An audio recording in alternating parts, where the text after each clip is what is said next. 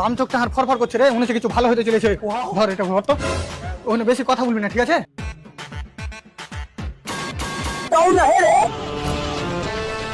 My name is গুরু।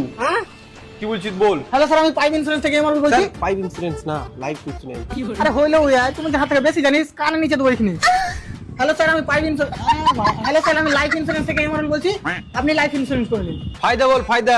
আরে sir, এটা প্রচুর ফায়দা, আপনি মরলেই টাকা পাবেন। ঠিক আছে আজ তাহলে যা, যেদিন আমি মরবো সেদিন তো ওটাকে নিবো। ফোন দে তো।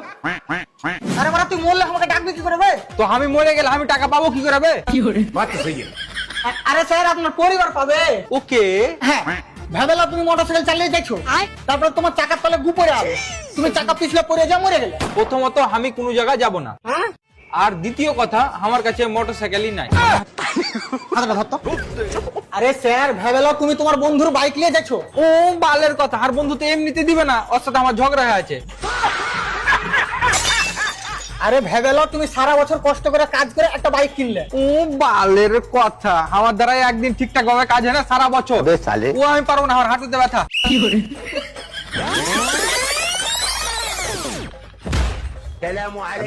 আরে তুই কোনোদিনই মরবি না নাকি? হ্যাঁ মরবো। তাইলে এখন তো আমার ছোট ছোট জিনিসের লেগে মানুষের মৃত্যু হয়ে গেছে।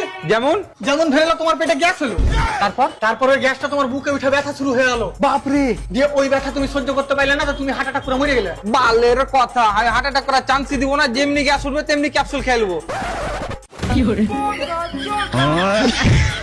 না, ইন্স্যুরেন্স ফিন্সুরেন্স করে আর খেতে পাওয়া যাবে না, এ দোকান বন্ধ হয়ে যাবে।